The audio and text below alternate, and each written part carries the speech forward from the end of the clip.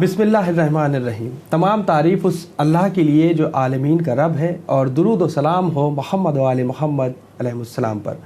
ناظرین اکرام، سلام علیکم۔ آپ کا میزبان حسن آصف ایک بار پھر سے آپ کے سامنے حاضر ہوں اپنے اسپیشل پروگرام اسلام اینڈ ماڈریشن۔ ناظرین، جیسا کہ آپ کو معلوم ہے، یہ ہمارے جو پروگرامز ہیں، ہمارے پچھلے 4 ایپیسوڈ میں جو بات ہوئی ہے وہ خاص کر جو درمیانی راستہ ہے، یعنی جو ماڈریشن ہم کو اختیار کرنا ہے، جو ایک بیچ کا راستہ اختیار کرنا ہے، اس کے سلسلے سے، یعنی اس میں ہم کہیں نہ کہیں یہ دیکھ سکتے ہیں کہ ہماری سوچ جو ایکسٹریمسٹ سوچ ہوتی ہے یا کٹر پنتھی ہم کہہ سکتے ہیں، ہمیں اس طریقے سے نہیں بلکہ اللہ کے بنائی ہوئی شریعت پر عمل کرتے ہوئے گزارنی ہے اور افراط و تفریط سے بھی بچنا ہے۔ تو ناظرین، اپنے اس پروگرام کی شروعات کریں۔ آئیے اس سے پہلے استقبال کرتے ہیں مولانا سید قاسم عباس صاحب کا۔ آغا السلام علیکم۔ وعلیکم السلام۔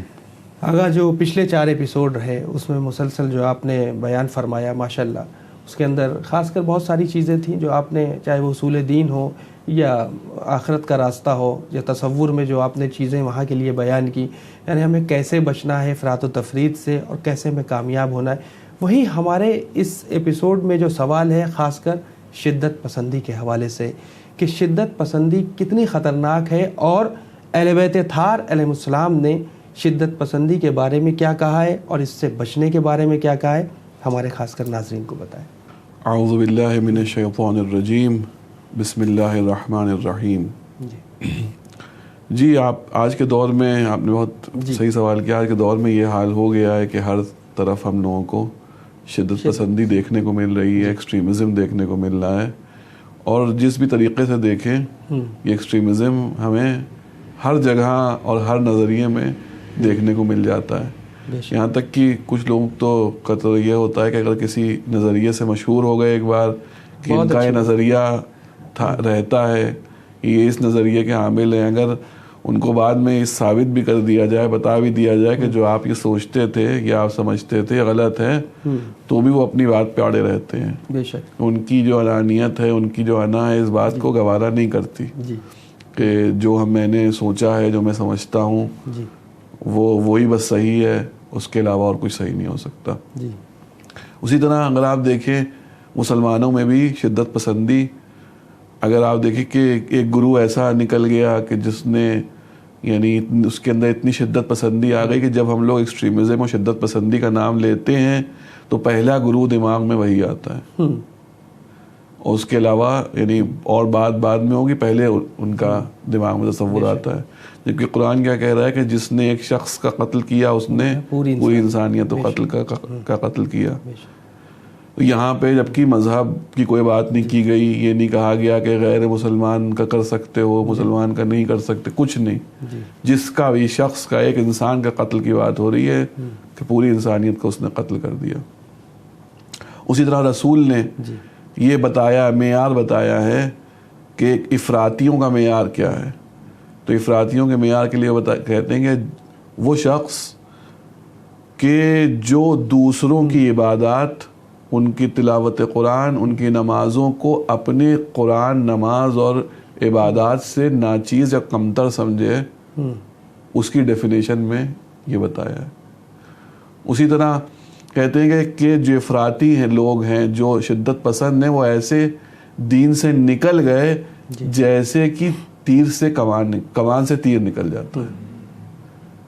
تو شدت پسندی کو اگر ہم سیرت انبیاء، سیرت نبی میں دیکھیں، ائمہ اطہار کے دیکھیں، تو ہمیں ملتا ہے کہ ہر جگہ انہوں نے اعتدال کی بات کی ہے، اور ہر جگہ انہوں نے یہ کہا ہے کہ شدت پسندی سے دور رہا جائے۔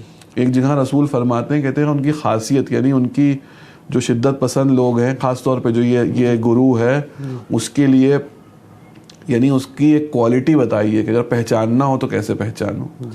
تو کہا ہے کہ قرآن بے انتہا پڑھتے ہیں، مگر وہ قرآن ان کے گلے سے آگے تک نہیں آتا۔ اس کا مطلب جو معنی کیے گئے ہیں، اس کا مطلب یہ ہے کہ وہ قرآن کے صرف ظاہر کو سمجھ پاتے ہیں، اس کا اصل فہم جو ہے، جو اس کی اصلیت کیا ہے، اس تک نہیں پہنچ پاتے۔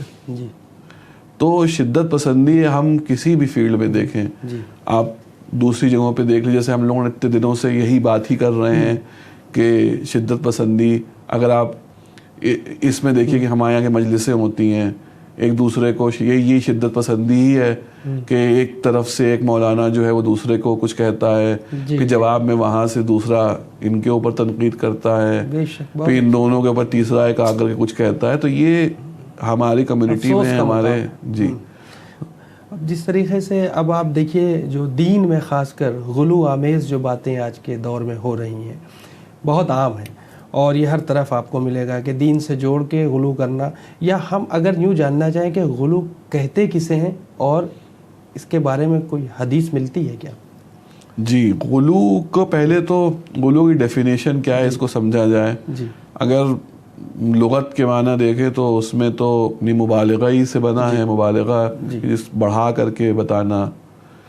مگر اصطلاحاً جو غلو استعمال ہوتا ہے وہ یعنی ائمہ اطہار کو، معصومین کو بڑھا چڑھا کر کے ایسے پیش کرنا کہ وہ ان کا جو مرتبہ ہے اس کو اس طرح پیش کرنا ہے خدائی یا نبوت کی طرف ان کو لے کے جانا. یہ غلو ہے.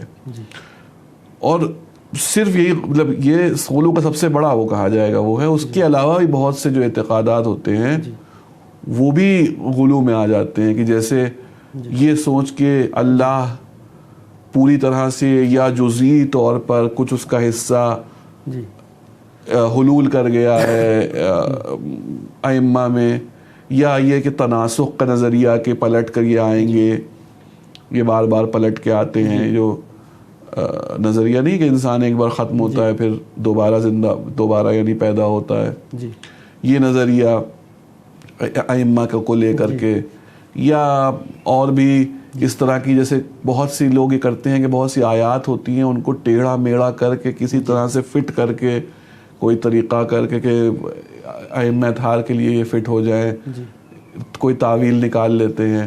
تو یہ سب کی چیزیں غلو میں آتی ہیں، اور ائمہ نے بہت اس کو کوشش کی ہے اس کے اوپر کہ جو شیعہ ہیں وہ غلو کی طرف نہ جائیں اور اس سے دور رہیں غلو سے. ائمہ نے بہت اس کے اوپر اصرار کیا ہے، اور اس کو عقلی دلیلوں سے اور اس کی کیا وجہ ہے کہ یہ کیوں یہ چیز پیدا ہوئی یہ بتا کر کے دور کیا ہے مسلمانوں کو، شیعوں کو اس نظریے سے. امام سجاد کی حدیث ہے کہ وہ فرماتے ہیں، یہاں وجہ بتائیے غلو کی، کہا ہے کہ جیسے یہودیوں نے جناب عزیر کو شدت محبت کی وجہ سے اللہ کا بیٹا بتایا، اور مسیحیوں نے جناب عیسیٰ کو شدت محبت کی وجہ سے اللہ کا بیٹا بتایا، جبکہ ان دونوں نے ان لوگوں سے برات کی اور کہا کہ یہ ہم میں سے نہیں ہے. اسی طرح ہمارے شیعوں نے ہماری محبت میں، کچھ شیعوں نے، سب نے نہیں، کچھ شیعہ جو ہیں، یا کہیں کچھ شیعہ بھی کہنا غلط ہوا کہ شیعہ تو ایسے نہیں ہیں، کچھ محبوں نے جو ان سے محبت کرتے تھے، اس شدت محبت کی وجہ سے ہم کو اللہ کا درجہ اور ہمارا درجہ بڑھا کر کے الوہیت کے درجے پہ یا نبوت کے درجے کی دے دیا، اور ہم نہ یہ ہم سے ہیں اور نہ ہم ان سے ہیں. پوری برات بتا دیا کہ نہ ہم ان سے ہیں نہ یہ ہم سے. اس کے بعد امام رضا کا حدیث ہے کہ انہوں نے بتایا، وجہ بتائی، کہا ہے کچھ سادہ لو جو لوگ تھے انہوں نے ہمارے معجزات و کرامات کو جب دیکھا اور انہوں نے عام بشر کو دیکھا تو ان کو یہ سمجھ میں آیا کہ بشر تو نہیں ہو سکتے. عام بشر جب یہ نہیں کر پاتا ہے تو بشر تو نہیں ہو سکتے، تو اس کا مطلب ہے کہ یہ کوئی فوق البشر چیز ہے، کوئی ایسی چیز ہے کہ جو اللہ یعنی ان کو الوہیت اور ربوبیت کے منزل پہ لے گئے. اسی طرح امام جعفر صادق علیہ السلام کی حدیث ہے کہ وہ ایک ان کا چاہنے والا تھا، ان کو بہت چاہتا تھا اور ان کو رب مانتا تھا، مگر تو اس کا نام صالح تھا. تو بلاتے ہیں اس کو، کہتے ہیں اے صالح، میں خدا کی قسم کھا کے کہتا ہوں کہ میں بندہ ہوں اور میں مخلوق خدا ہوں، اور میرا پروردگار ہے کہ جس کی میں عبادت کرتا ہوں، اور اگر میں اس کی عبادت نہ کروں تو مجھ پر بھی عذاب ہوگا.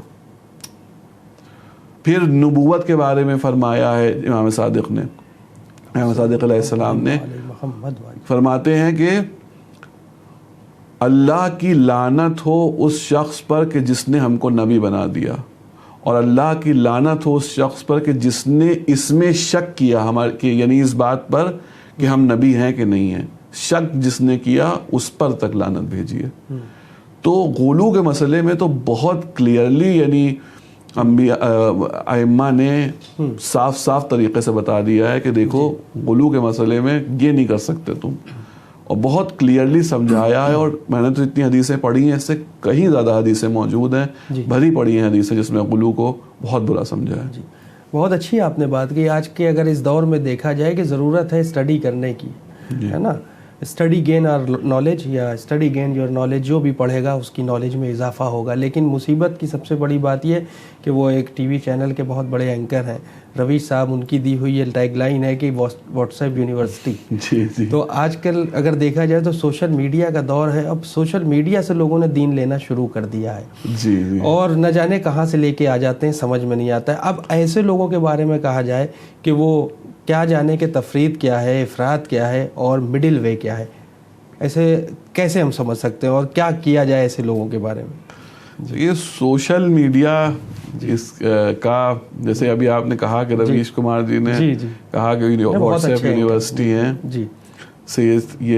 یہ چیز تو اب سامنے کی بات غلط ہے.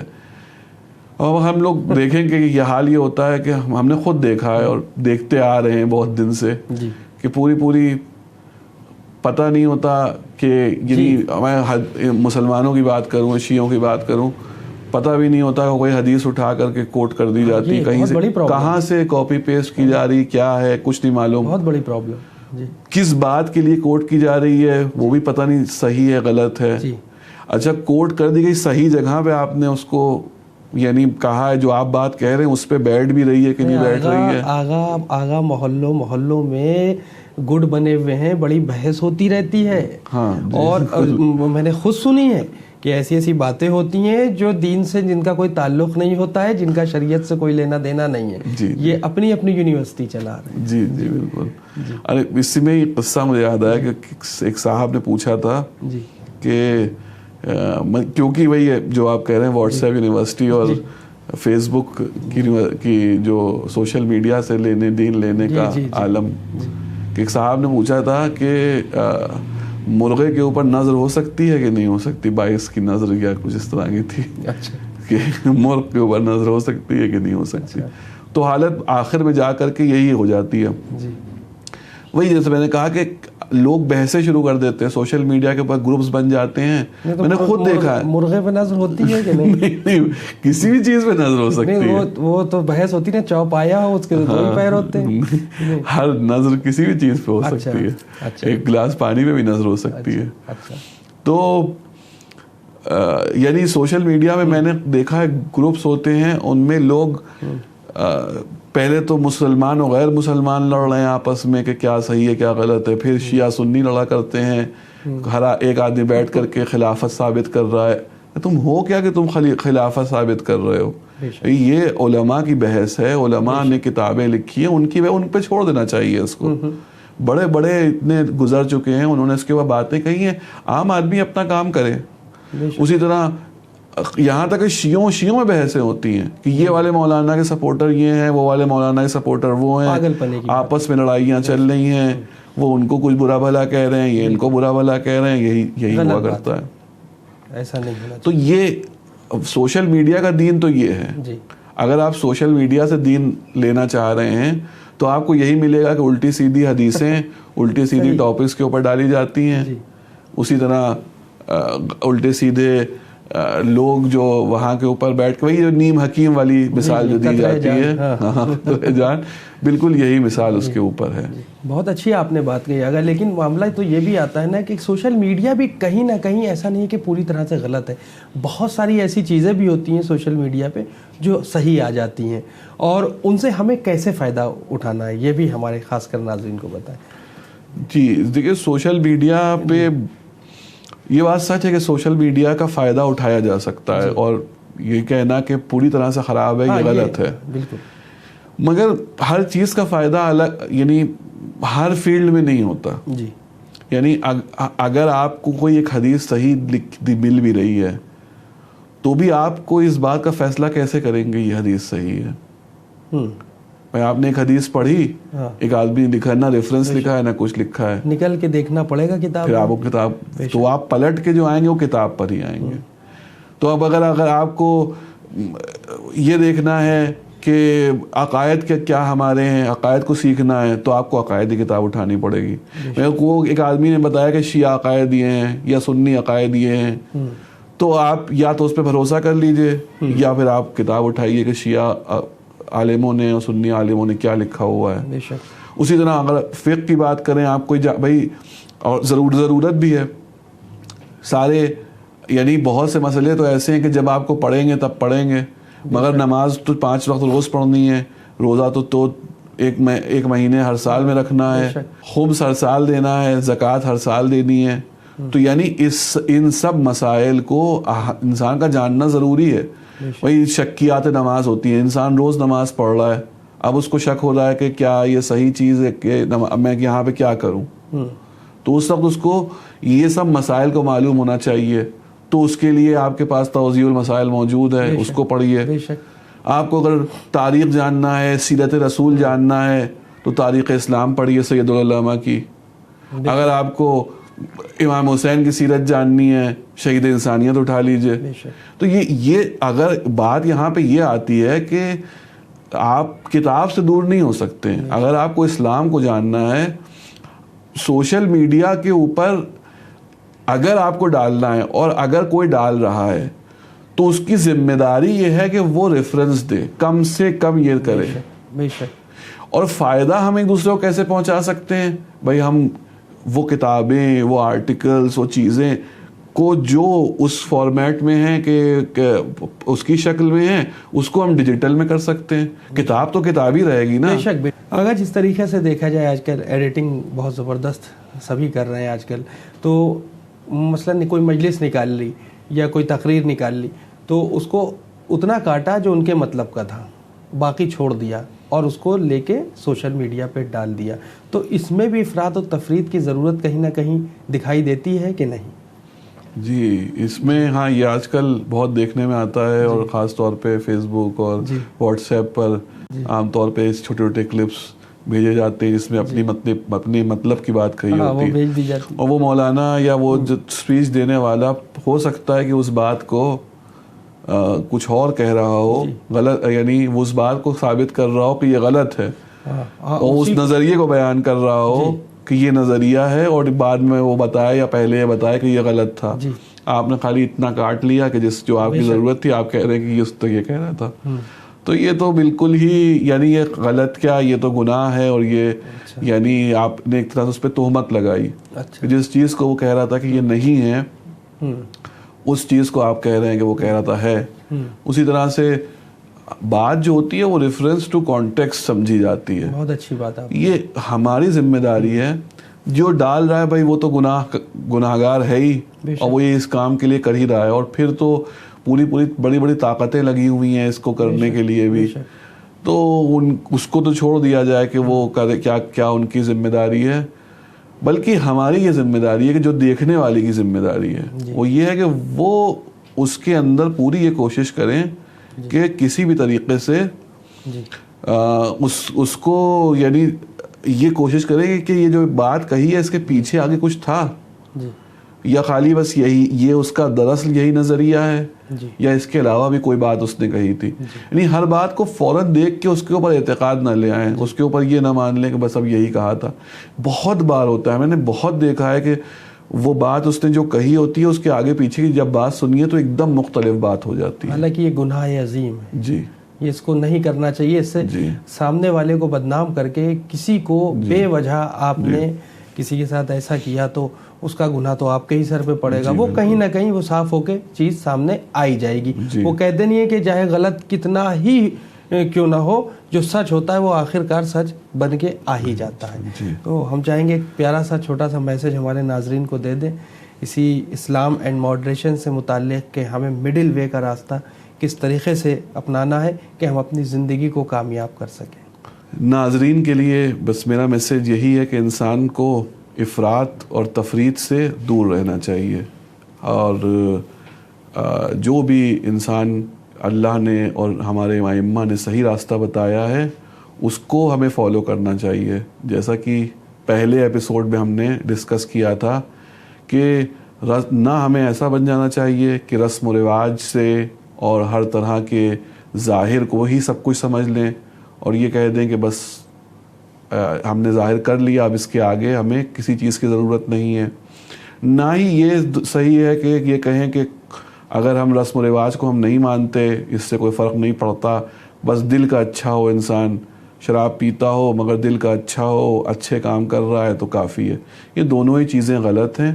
بلکہ جو مڈل وے ہے، جو بیچ کا راستہ ہے، جو مڈل پاتھ ہے، جو امت وسط ہے، وہ ہم کو بننا چاہیے، جیسا کہ ہم لوگوں نے ان چند ایپیسوڈ میں ڈسکس کیا. بہت بہت شکریہ آغا. تو ناظرین، آپ کو ہمارے یہ 5 ایپیسوڈ کیسے لگے؟ آپ اپنا فیڈ بیک ہمیں binislam@gmail.com پر ضرور سینڈ کر سکتے ہیں، اور ساتھ ہی ساتھ آغا کی کہی ہوئی باتوں پر عمل کریں. اور جس طریقے سے آپ نے جو میسیجز دیے ہیں، ہم میسیجز ہی کہہ سکتے ہیں، جو آپ نے سوال کے جوابات دیے ہیں سوالوں کے، اس میں ایک خوبصورت اور ایک پیارا میسیج ہے کہ ہم اگر مڈل وے لے کے چلیں گے، ہم بیچ کا راستہ لے کے چلیں گے، کیونکہ بہت زیادہ اونچی اڑان کہیں نہ کہیں ہمیں زمین پر لا کے گرا ہی دیتی ہے. تو ہم کو مڈل وے اپنانا ہے اور اپنی زندگی کو کامیاب بنانا ہے. فی الحال ہمیں اور آغا کو اجازت دیں، اور دعا میں یاد رکھیں. دیکھتے رہیں چینل ون، پیغام انسانیت. شکریہ. خدا حافظ.